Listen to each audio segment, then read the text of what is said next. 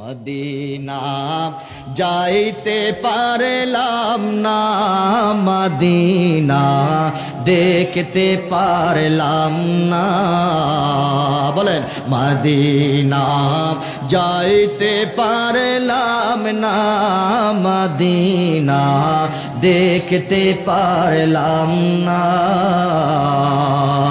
আমি অসহায় তাই এত দূরে রই, আমি অসহায় তাই এত দূরে রই, শুধু সালাম জানাই মদিনা যাইতে পারলাম না, মদিনা দেখতে পারলাম না।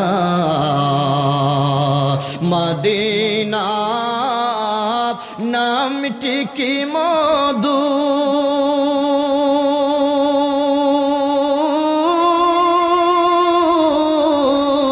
মদিনা আর যে কত দূর,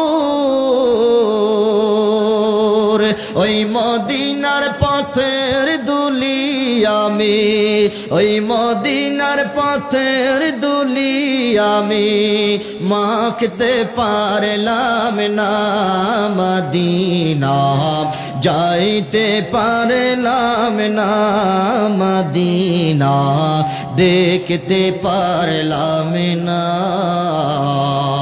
জোরে জোরে বলেন মারহাবা। এখনো আমার নবী মদিনার রওজা পাখি উম্মতের মায়ায় কাঁদে। যদি চক্ষু থাকে রে উম্মত, তাহলে মদিনার রওজা পাকে যাওয়ার দরকার নাই। বাংলাদেশের ঘরের মধ্যে বসে তুমি নবীর সাথে আলাপ করতে পারবা। কথা কোন ঠিক না? বলেন আমার নবী দূরে না কাছে? আর জোরে বলেন দূরে না কাছে?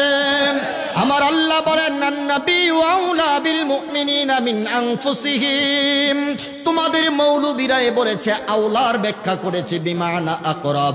আমার আল্লাহ ডাক দেয়া বলে, উম্মত রে, তোমাদের নবী তো দূরে নয়, তোমার নবী ইমানদারের জানের চাইতে আরো কাছে। জোরে কোন সুবহানাল্লাহ। চক্ষু বন্ধ করলে নবী দেখা যায়, তবে শর্ত হলো বেদাতের চশমা চোখ থেকে খুলতে হবে।